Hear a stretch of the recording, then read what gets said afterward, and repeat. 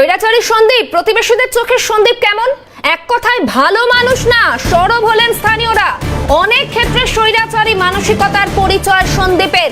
রোজ নতুন নতুন গাড়ির ড্রাইভারকে নিয়ে আসতো সন্দীপ। আরজি করের ঘটনার পর সন্দীপের বিরুদ্ধে অভিযোগ করছেন এলাকার বাসিন্দারা। কি বলছেন তারা শোনাবো। তার কীর্তিকলাপ আর সামাজিক যে এ করার জন্য এখন আর ওনাকে ভালো মানুষ বলে মনে করি না, এবং মানুষের আমাদের এর সাথে কারোর সাথে মেলামেশাও নেই। ওনার ব্যবহারও বাজে, রাপ মানুষের সঙ্গে। বাড়িতে থাকে, ওনার আরও বাড়ি আছে, তারপর খুঁজলে পরে আরও কত বাড়ি বেরোবে, ওই বলে ভেতর একটা বাড়ি আছে, পাত্তাও দেয় না। এক কথা ভালো মানুষ না, সামাজিক মেলামেশা বঞ্চ। এখন দেখছি পুলিশ, তারপর শুনতে পাচ্ছি উনি করাপ্টেড, ন্যায্য বিচার করেনি। আমার কাছে আছে সব ড্রাইভারের, রোজ এক একদিন এক একটা ড্রাইভার নিয়ে আসতো। সব ড্রাইভারের ফোন নম্বর আমার কাছে আছে। এক একদিন এক একটা ড্রাইভার নিয়ে আসতো, সব ড্রাইভারের ফোন নম্বর আমার কাছে আছে।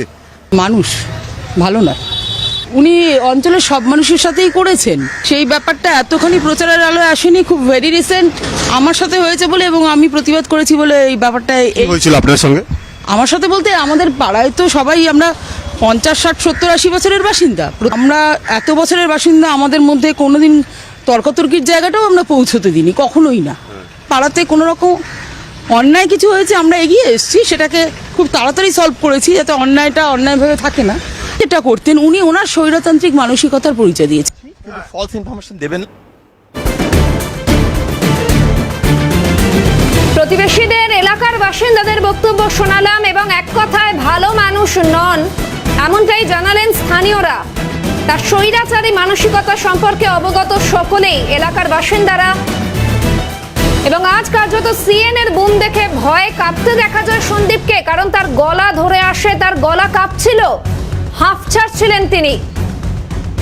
এই সন্দীপ ঘোষের সম্পর্কে এই বক্তব্য রাখলেন এলাকার বাসিন্দারা, এবং তারা বললেন যে এক কথায় ভালো মানুষ নন সন্দীপ ঘোষ। নিত্য নতুন নতুন নতুন ড্রাইভারদের সঙ্গে দেখা যেত তাকে। এর পাশাপাশি এলাকার বাসিন্দাদের সঙ্গেও, তাদের প্রতিও খুব একটা ভালো ব্যবহার ছিল না তার, এবং তার বিরুদ্ধে সরবও হয়েছেন এলাকার বাসিন্দারা। সঙ্গে রয়েছেন প্রতিনিধি মফিজুল ইসলাম, আমাদের প্রতিনিধি এই মুহূর্তে রয়েছেন টেলিফোন লাইনে। মফিজুল, তুমি সেই মুহূর্তে ছিলে ঘটনাস্থলে, এবং কার্যত ভয়ে কাঁপতে দেখা গেল সন্দীপ ঘোষকে। তাহলে কি গ্রেফতারির আশঙ্কা থেকেই ভয়ে কাঁপছিলেন তিনি? দেখো, গতকালকে যেভাবে তাকে দীর্ঘক্ষণ ধরে জিজ্ঞাসাবাদ করা হয়েছে, তাতে করে তিনি কোথাও একটা আন্দাজ করছেন যে তার আর হয়তো বাইরে থাকা সম্ভব নয়, হয়তো তাকে গ্রেফতার হতেই হবে। এই আশঙ্কা তার মধ্যে গতকাল থেকেই কাজ করছিল। গতকালকে হয়তো সিবিআই তাকে ছেড়ে দিয়েছিল, সিবিআই ছেড়ে দিয়ে নতুন করে কিছু এভিডেন্সকে সঙ্গে নিয়ে আজকে আবার 11টার মধ্যে সিজি কমপ্লেক্সে তাকে হাজিরা দিতে হবে, ডেডলাইন বেঁধে দিয়েছিল। কিন্তু আমরা দেখলাম যে 11টা বাজার বেশ কিছু সময় আগেই এই সন্দীপ ঘোষ তিনি কিন্তু সিজি কমপ্লেক্সে এসে পৌঁছলেন এবং সেখানে ঢুকলেন।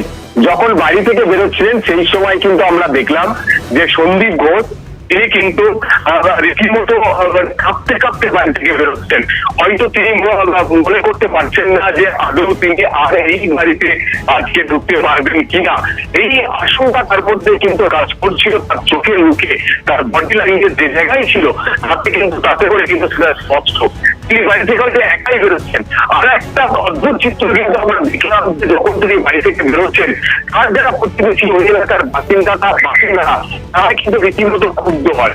অনেকটা কিন্তু বলতে শোনা যায় ঝড় সন্দীপ ঘোষের বিরুদ্ধে এলাকার মানুষরা যে ক্ষুব্ধ, সেটা কিন্তু এই ধরনের ছবিগুলো থেকে স্পষ্ট হচ্ছিল। কারণ আমরা দেখছিলাম যে ওই এলাকার প্রতিবেশী, তাদের বিস্তর অভিযোগ রয়েছে সন্দীপ ঘোষকে ঘিরে। কেউ বলছে তিনি এলাকার মানুষদের সঙ্গে ঠিকভাবে ব্যবহার করেন না, বিভিন্ন ছোটখাটো বিষয় নিয়ে তিনি সেখানে মাথা গলাতেন, মাথা গলিয়ে তিনি তার প্রভাবকে কাজে লাগিয়ে তিনি কিন্তু তার এলাকাতে তিনি নিজেকে একটা প্রভাবশালী ব্যক্তি হিসাবে তিনি ওই এলাকার তার যে প্রভাব সেটা কিন্তু খাটানোর চেষ্টা করতেন। করেছেন। এতে করে ওই এলাকার যারা সাধারণ মানুষ তারা বিভিন্ন রকমভাবে ক্ষতিগ্রস্ত হয়েছেন এই সন্দীপ ঘোষকে কেন্দ্র করে, যার ফলে তিনি যখন বাড়ি থেকে বেরোচ্ছেন, সিজিও কমপ্লেক্সে আসছেন, সেই সময় তাকে দেখা মাত্র এলাকার মানুষদের মধ্যে একটা ক্ষোভ কিন্তু আরো বেশি করে সঞ্চারিত হতে কিন্তু আমরা দেখলাম। এবং বাড়ি বেরোলেন, একটি ছোট্ট গাড়িতে তিনি কিন্তু উঠলেন, কিন্তু তার গাড়ির সঙ্গে দেখলাম কলকাতা পুলিশের একটি গাড়ি রয়েছে। অর্থাৎ আজকে যখন তিনি বাড়ি থেকে বেলেঘাটার বাড়ি থেকে সিজিও কমপ্লেক্সে আসছেন, পুরো রাস্তাতেই কিন্তু কলকাতা পুলিশের একটি গাড়ি সন্দীপ ঘোষকে সঙ্গে করে স্কোয়াড করে কিন্তু এই সিজিও কমপ্লেক্সে নিয়ে আসেন। এবং তারপর সিজিও কমপ্লেক্সে যে সামনের দিকে যে ঢোকা এন্ট্রি পয়েন্ট রয়েছে, যেখান থেকে মূলত সাধারণত যাদেরকে তলব করা হয় নোটিশ পাঠিয়ে ডেকে পাঠানো হয়, এবং অফিসাররা যে গেট দিয়ে ঢোকেন সেই গেট দিয়ে কিন্তু সন্দীপ ঘোষ ঢোকেননি। সন্দীপ ঘোষ সিজিও কমপ্লেক্সের পেছনের যে গেট, সেই গেট দিয়ে তিনি কিন্তু ঢোকার চেষ্টা করেন, সংবাদ মাধ্যমকে এড়িয়ে সিজিও কমপ্লেক্সে ঢোকার তিনি কিন্তু চেষ্টা করেছিলেন, যদিও সেই তার চেষ্টা সফল হয়নি। শেষ পর্যন্ত তার সন্দীপ ঘোষের সংবাদ মাধ্যমের ক্যামেরার সামনে সন্দীপ ঘোষ কিন্তু তাকে ধরা দিতে হয়।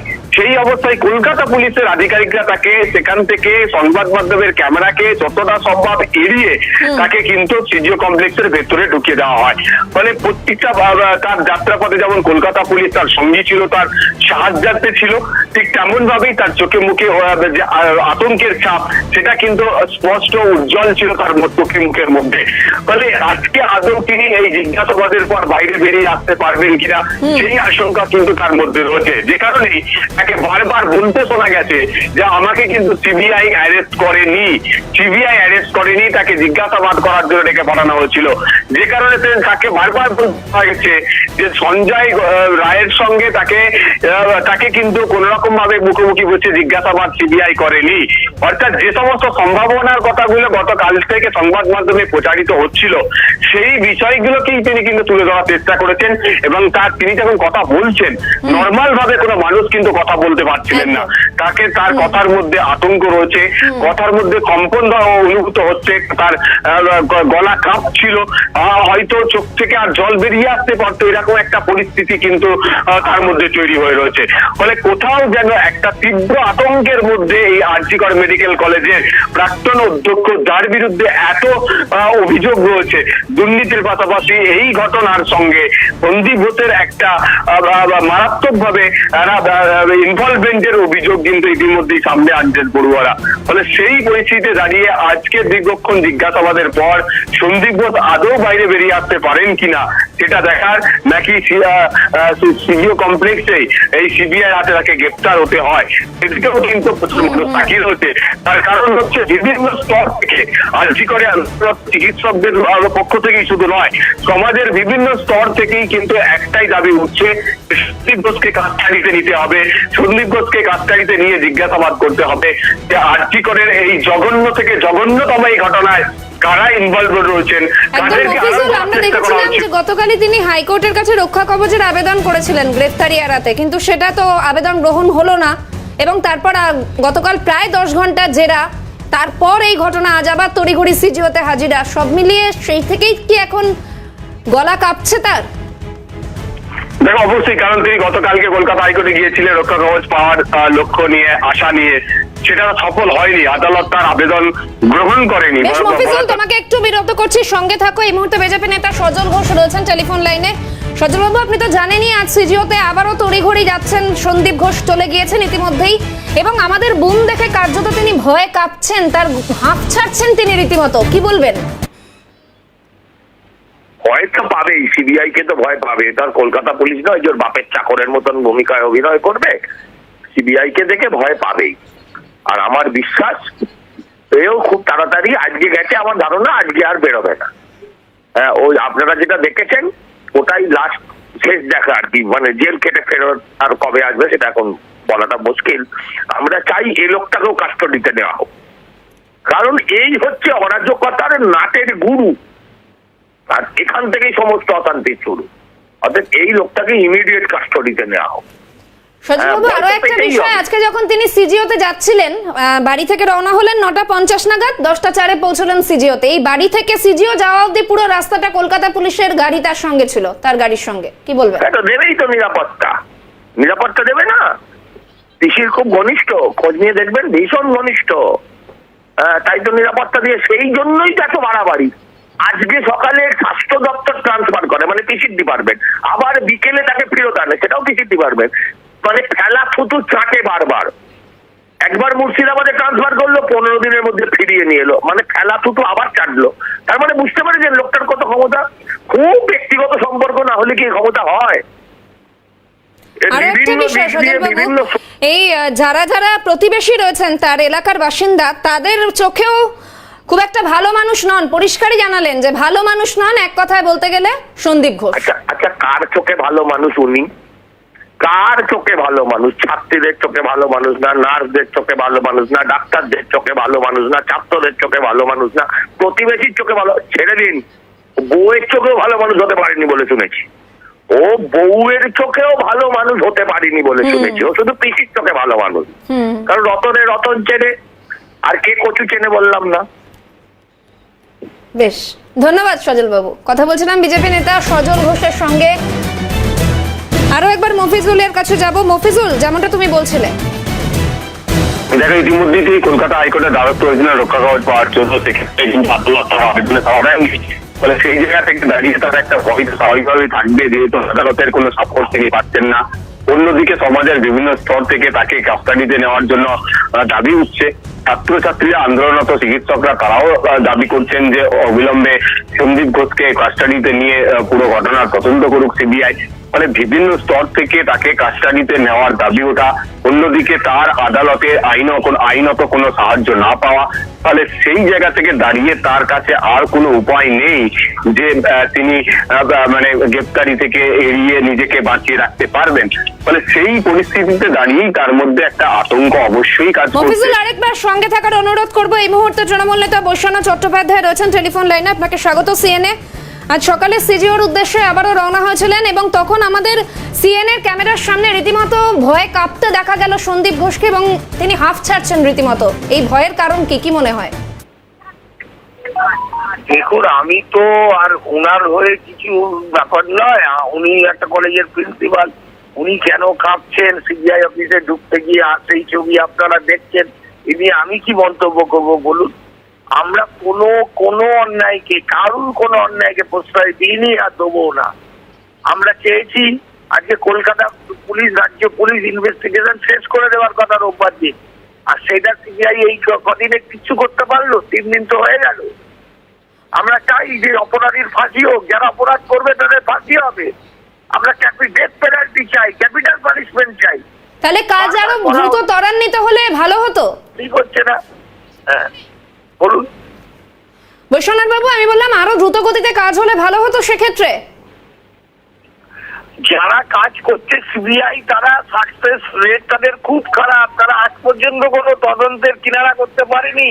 আর ক্যালকাটা পুলিশকে স্কটল্যান্ড। বৈশ্বনাথ বাবু, আরেকটা বিষয়, আজকে যখন তিনি সিজিও কমপ্লেক্সে যাচ্ছিলেন, পুরো রাস্তাটা তার বাড়ি থেকে সিজিও কমপ্লেক্স যাওয়া অবধি কলকাতা পুলিশের গাড়ি তার সঙ্গে ছিল, তার গাড়ির সঙ্গে। আপনি কিন্তু অনেক কিছু বলছেন, কলকাতা পুলিশ ছিল, উনি কাঁপছেন, আপনি তো অনেক কিছু বলছেন। ছবি আছে আমাদের কাছে বৈশ্বনাথ বাবু। আচ্ছা, তদন্তে দেখা যাক না, তদন্ত সিবিআই কি হাতি মারতে পারে সেটা দেখি। প্রতিবেশীরাও কিন্তু বলছেন তিনি মানুষ হিসেবে ভালো ছিলেন না। আমি ওকালতি করছি 34 বছর, সিবিআই এর মামলায় কেউ কনভিক্টেড হয়নি পর্যন্ত, আমার চোখে পড়েনি। সব মিথ্যে একটা হাওয়া তোলে, তারপর কিছু করতে পেরেছে। সরদা মামলা 10 বছর হয়ে গেছে, ফাইনাল ফর্মে চার্জশিট দিতে পেরেছে? খবরটা নিন। প্রতিবেশীরাও বলছেন, ওনার এলাকার বাসিন্দারা, বৈশ্বনাথ বাবু বলছেন উনি ভালো মানুষ নন। একদম ডাইরেক্ট এই কথাটাই বলেছেন আমাদের ক্যামেরার সামনে। কে? ওনার এলাকার যারা বাসিন্দা রয়েছেন, একজন নয় একাধিক মানুষ, তারা প্রতিবেশীরা বারবার বলছেন তিনি ভালো মানুষ নন, সন্দীপ ঘোষ ভালো মানুষ নন। এক কথায় এই কথাটাই বলেছেন তারা। আমি কি কাউকে ভালো মানুষের সার্টিফিকেট দিচ্ছি? আমি তো সার্টিফিকেট দেওয়ার অধিকারী নয়। অনেক মানুষ ভালো নিজেকে বলে পারে না, আসলে তিনি ভালো কিনা অন্তর্যামী জানে। আমিও এলাকায় বহু লোককে জানি যারা নিজেদেরকে ভদ্রলোক বলে প্রচার করে, কিন্তু আমি জানি যে তাদের নানান ধরনের ঘটনা আছে, সেটা লোকে জানতে পারে না, অথচ লোককে ভদ্র বলে ঘুরে বেড়ায়। সুতরাং কে ভালো কে না ভালো সেটা একমাত্র ওপরওয়ালা জানে। দেখা যাচ্ছে ভবিষ্যতের তদন্ত হচ্ছে, তো কি বেরোবে। আপনি কোন ভদ্রলোকের কথা বললেন ঠিক একটু যদি পরিষ্কার ভাবে বলেন বৈশ্বনাথ বাবু? আপনি বলছি যে বহু ভদ্রলোক আছে যারা নানান ধরনের কথা বলে বেড়ায়, চারিদিকে আমাদের বিরুদ্ধে কুৎসা করে অপপ্রচার করে বেড়ায়। একটা নাম কি বলা যাবে? আমি বলবো যে বিদ্যুৎ গাঙ্গুলি সিপিএম পার্টি করতো, বাড়ির সন্দীপ ঘোষের বিরুদ্ধে বলেছে, আপনাদের বিরুদ্ধে বলেনি, সন্দীপ ঘোষের বিরুদ্ধে বলেছে। সন্দীপ ঘোষের বিরুদ্ধে হচ্ছে তদন্ত হবে, তদন্তে মানুষ দেখতে পাবে সত্যি কোনটা মিথ্যে কোনটা। বেশ, ধন্যবাদ বৈশ্বনাথ বাবু।